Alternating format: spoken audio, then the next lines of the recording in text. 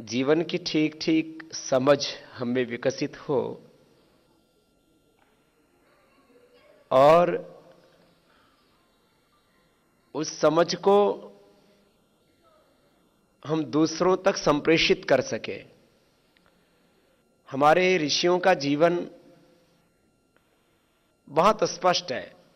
उसमें दो चीजें बहुत महत्वपूर्ण हैं, खुद जानना और दूसरों को वो ज्ञान देना। खुद समझना, दूसरों को समझाना। खुद अहिंसा, सत्य, ब्रह्मचर्य, अपरिग्रह, शौच, संतोष, तपस्या, स्वाध्याय, ईश्वर प्रणिधान आदि जीवन के जो शाश्वत नियम है उनका पालन करना और औरों से करवाना। खुद अंधकार से दूर हटना और दूसरों का अंधकार मिटाना। तो ये एक जीवन का सत्य आपके सामने इस नाट्य के माध्यम से प्रस्तुत किया।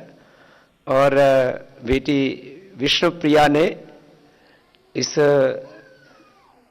प्रस्तुति का निर्देशन किया और बेटी श्रुति ने उसमें बहुत से गीतों का और आध्यात्मिक संवाद का कार्य किया। और गीत स्वर में दिया जी और आराध्या जी ने भी बहुत पुरुषार्थ किया। एक बार इन सब बेटियों का भी बहुत बहुत अभिनंदन है।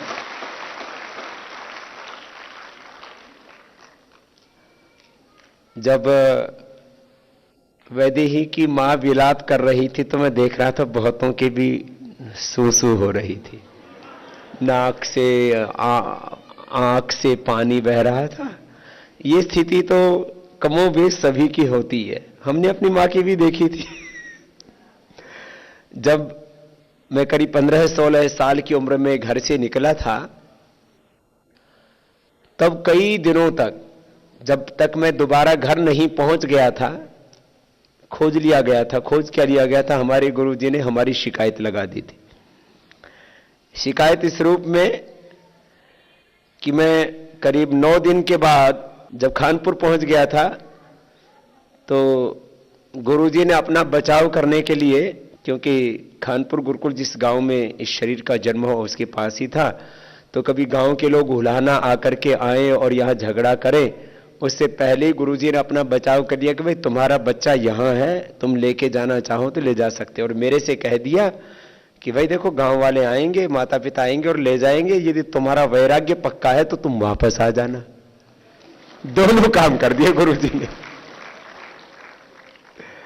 अच्छा, हमको एक बात आपको हृदय की कहना चाहता हूं, कभी मोह क्या है ये पता ही नहीं था। तो जो मैं ये देख रहा था तो आज तो मेरी भी आंखें नम हो गई थी, लेकिन उस समय जब मैंने अपनी मां को बहुत बिलखते देखा था और पूरा उसका आंचल भीना हो गया था पसीने से, मेरे को रत्ती भर भी असर नहीं हुआ कि मां की क्या हालत हो रही है। जब मैं 9 दिन के बाद गया तो ये वैदेही की मां को तो वो नकली गुड़िया मिली हुई थी।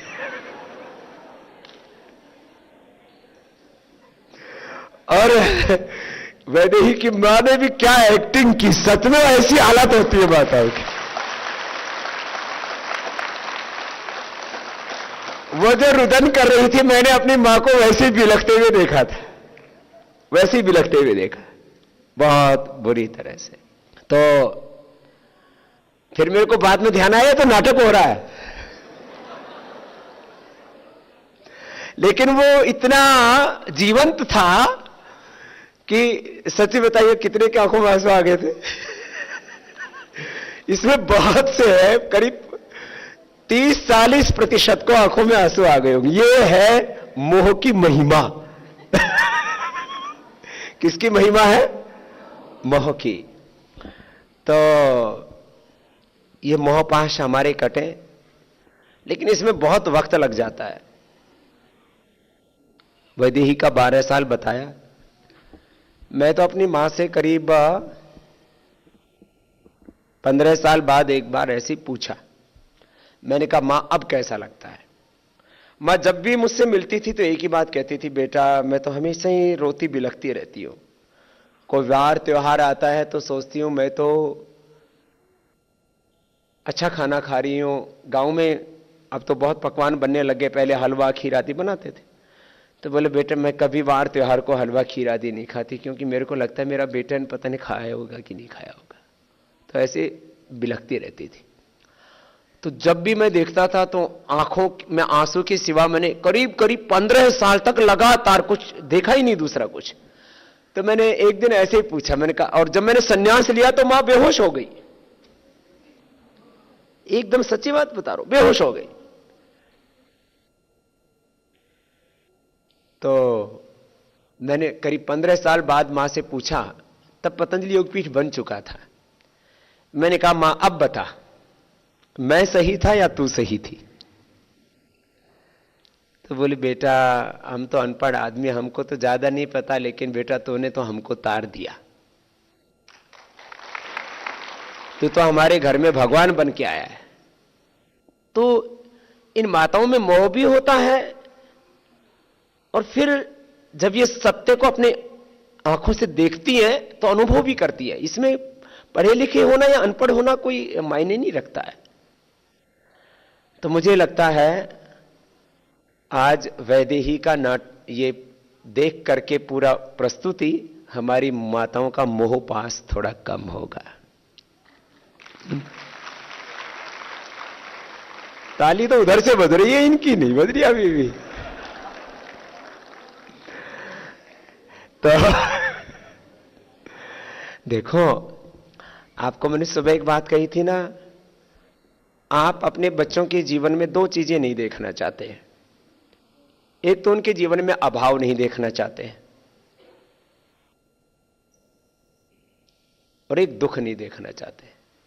दुख से ही अभाव का जन्म होता है, अभाव से दुख का जन्म होता है, ज्ञान से दुख का जन्म होता है। तो क्योंकि ये ज्ञान शब्द तो बहुत बड़ा है ना, इसको समझ नहीं पाते आप। तो आप इससे क्यों दुखी हैं?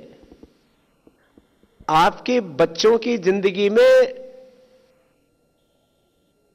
क्योंकि जिस समय मैं इस रास्ते पर चला था उस समय तो मुझे पता भी नहीं था कि मेरी राह क्या होगी और मेरी मंजिल मुझे कहां लेकर के जाएगी।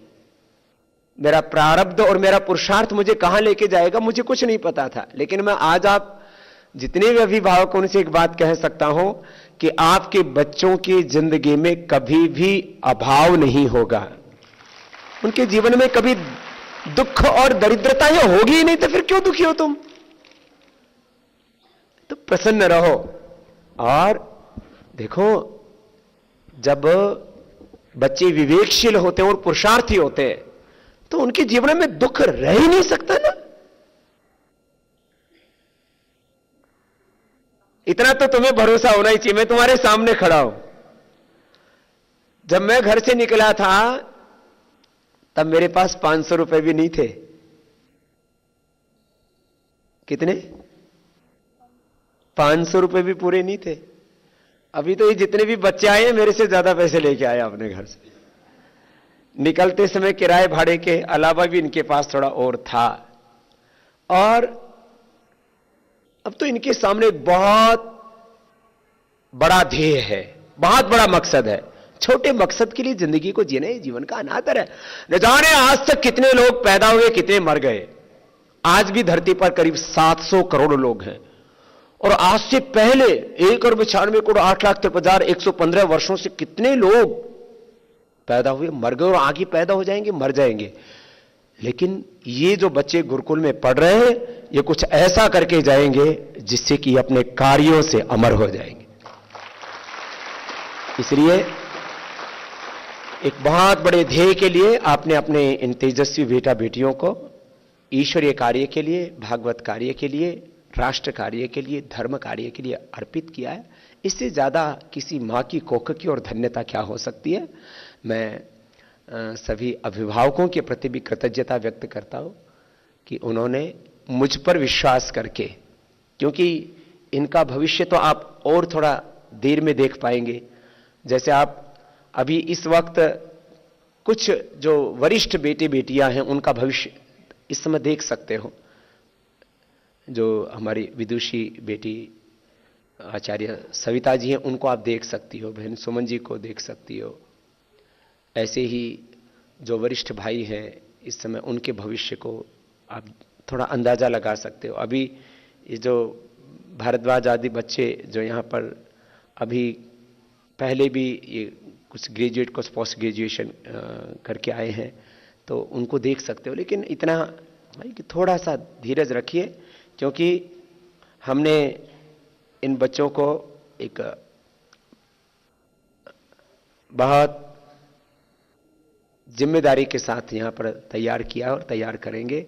और मैं आपको बस इतना ही कह करके अपनी बात को आज पूरी करूंगा कि ये बच्चे वो बनेंगे जिससे कि आप ही को नहीं, इस पूरे राष्ट्र को और पूरी मानवता को इन पर गौरव होगा। और मैं तो बार बार कहता हूं ना, भगवान तो कब से हमारी प्रतीक्षा कर रहे हैं। एक बार हम अपने आप को इस अनंत के हाथों में सौंपते हैं और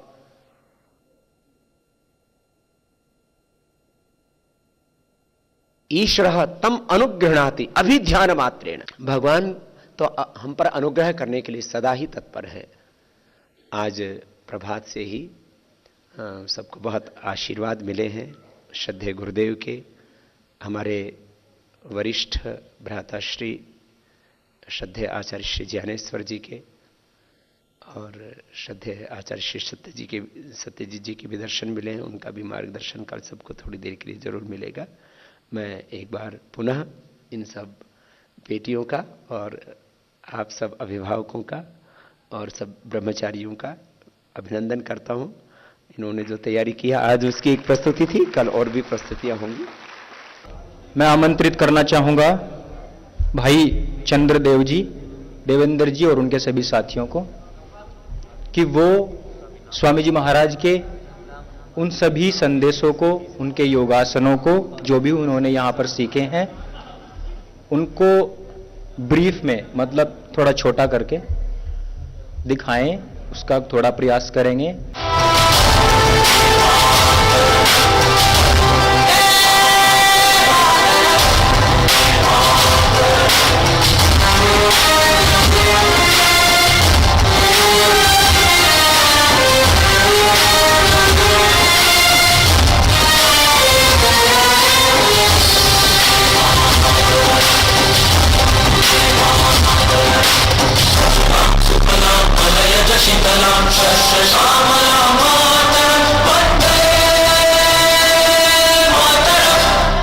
आगे मैं आमंत्रित करना चाहूंगा भाई तंकेवर जी, देवेंद्र जी तथा उनके सभी साथियों को कि वो मंच पर आएं।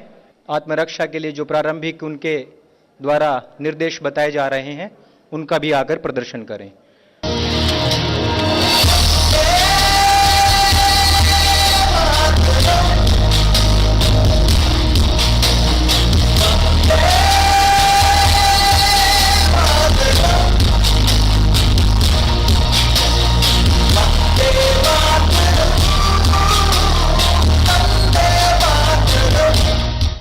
अभी आपके समक्ष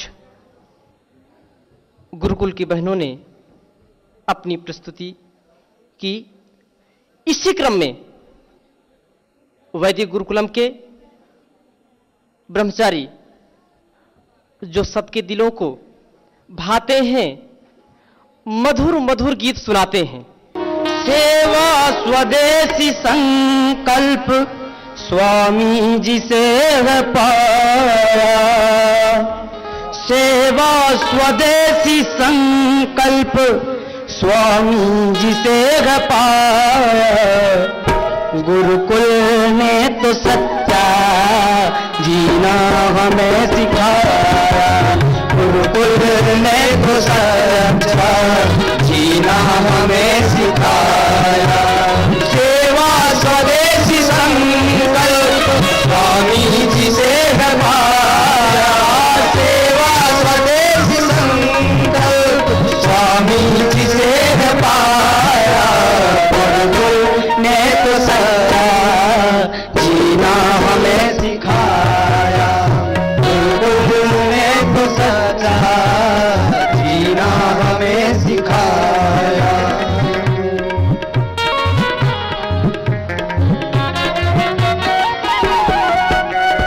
आचार्य जी हमारे हैं प्राणों से भी प्यारे, आचार्य जी हमारे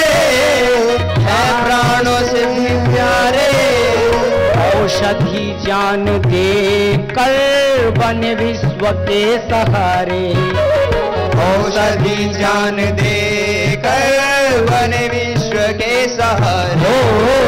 आचार्य जी हमारे हैं प्राणों से भी प्यारे, औषधि जान दे कर बने विश्व के सहारे, औषधि जान दे कर बने विश्व के सहारे। आयुर्वेद का अमृत, आयुर्वेद का अमृत घर घर में मैं बहाया। इसी क्रम में मैं आमंत्रित करना चाहूंगा भाई नवीन जी तथा उनके साथियों को कि वो आएं तथा अपनी नाटिका प्रस्तुत करें।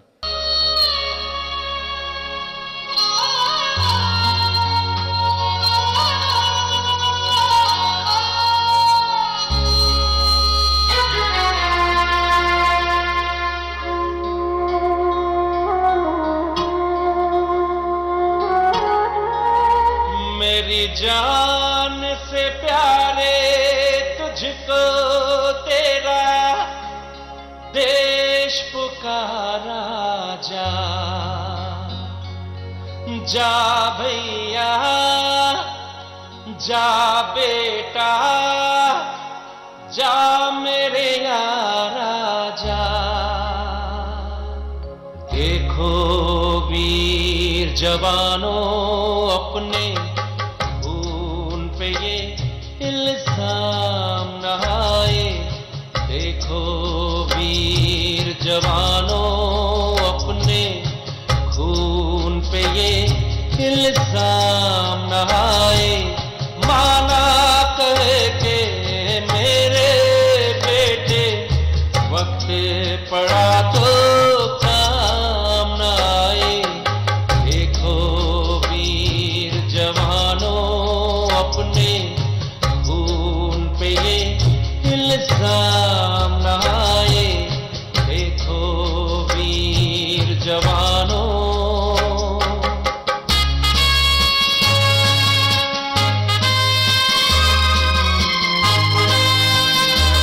अच्छा चलते हैं, अच्छा चलते हैं, कब आएंगे ये कहना मुश्किल होगा। तुम कहती हो खत लिखना, खत लिखने से क्या हासिल होगा। खत के साथ रणभूमि से विजय का जो पैगाम न आए, देखो वीर जवानों अपने खून पे ये इल्जाम न आए। माना कह के मेरे बेटे वक्त पड़ा तो काम न आए, देखो वीर जवानों अपने खून पे ये इल्जाम न आए।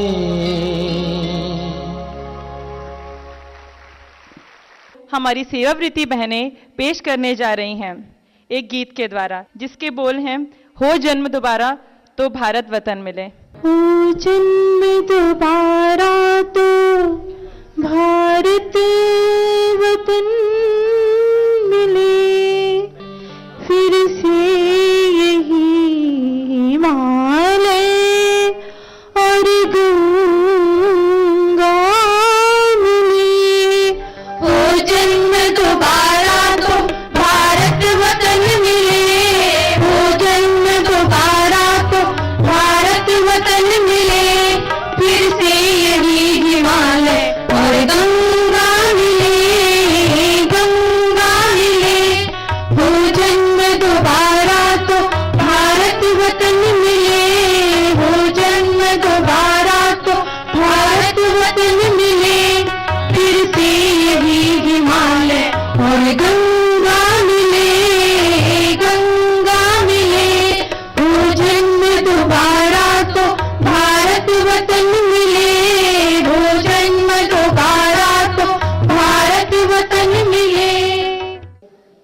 ही छोटी सी नाटिका के माध्यम से हम आपके सम्मुख रखने जा रहे हैं कि यह भी आज के समय में वो एक उभरती हुई कुरीति है। उसी के परिप्रेक्ष्य में हम अगली नाटिका प्रस्तुत करने जा रहे हैं भाई Amit ji.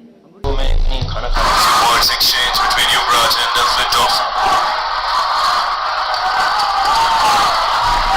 Holmes holding you, Yuvraj, is on with you. All in on 46. दिमाग खराब करते इस लाइट में यार, क्या बताऊं, ये दिमाग खराब कर रखा है यार। भाई ये लाइट हमें सेंटम पे गुजरती है। ये पागल तेरा दरवाजा इतनी देर से पीट रहा है, इसका कुछ करो। कौन पागल? अरे भाईजान, वही पागल जिसकी बहन पिछले साल मर गई थी और वो पागल हो गया था। अरे यार, इस पागल ने मेरा कई दिन से दिमाग खराब कर रखा, मैं आज इसको ठीक कर ही दे रहा हूं। पकड़ जाके पकड़ इसको, पकड़ दे यार, पकड़ इसको, पकड़। अरे भाईजान उठो। अरे क्यों नींद खराब कर रहा है यार जाके? भाईजान उठो तो सही, बाहर निकल करके देखो, पूरा मोहल्ला छावनी बना पड़ा है। और जैसा कि आपने अभी अभी देखा किस प्रकार से बर्बरता पूर्वक बच्चे तथा महिला की हत्या लोगों की नजरों के सामने उनकी नाक के नीचे कर दी गई, और यहां के लोगों का कहना है कि उनको इसकी कानो कान कोई खबर तक नहीं है। आखिर किस प्रकार का संदेश हम देना चाहते हैं, यह आज का सबसे बड़ा सवाल है। मिलते हैं छोटे से ब्रेक के बाद, आप हमारे साथ बने रहिए। भैया हम सब तो समझ जा गए थे और आपने तो उनकी चीख भी सुनी थी। क्या हो गया? हमने क्या पूरे मोहल्ले की ठेकेदारी ले रखी है? क्या हम पूरी रात उनकी चौकीदारी करते फिरे और हमको क्या पता इतनी रात को कहां पे क्या हो रहा है? सुन, ये हमारे मोहल्ले की ही नहीं, इससे हमारे देश की छवि खराब हुई है। आज शाम को एक शोक सभा रखो, उस बहन और उस बच्चे की आत्मा की शांति के लिए हम एक विशाल कैंडल मार्च निकालेंगे। ठीक है भाई, ठीक है। और इसकी व्यवस्था आज शाम तक हो जानी चाहिए। और सुन जाकिर, यदि मुद्दा किसी भी प्रकार से दबता है तो कुछ अपने आदमी बुलाओ और मीडिया पर, पुलिस वालों पर पथराव करवाओ, आगजनी करवाओ, लेकिन यह मुद्दा चुनाव तक किसी भी प्रकार से दबना नहीं चाहिए। ठीक है भाईजान, शाम तक हो जाएगा। और ठीक है, फिर अब चलते हैं। ठीक है भाई। और जैसा कि आप देख पा रहे हैं, आज के उभरते हुए नायक रवि जी धीरे धीरे हमारी ही तरफ बढ़ते चले आ रहे हैं। उनका पहला और एक्सक्लूसिव इंटरव्यू हमारे चैनल पर। रवि जी, आपके मोहल्ले में इतनी बड़ी घटना हो गई है, आप कैसा महसूस कर रहे हैं? रवि जी, आपके मोहल्ले में इतनी बड़ी घटना हो गई है, आप कैसा महसूस कर रहे हैं? ये हमारे मोहल्ले की ही नहीं, इससे पूरे विश्व पटल पर हमारे देश की छवि खराब हुई है। और इससे यदि सरकार ने हमें इस मुद्दे पर इंसाफ नहीं दिया तो हम सरकार की ईंट से ईंट बजा देंगे। और यदि सरकार फिर भी कामयाब नहीं होती है तो मैं स्वयं जनता को राजनीति का सरदार बना के इसे राजनीति में उतारूंगा।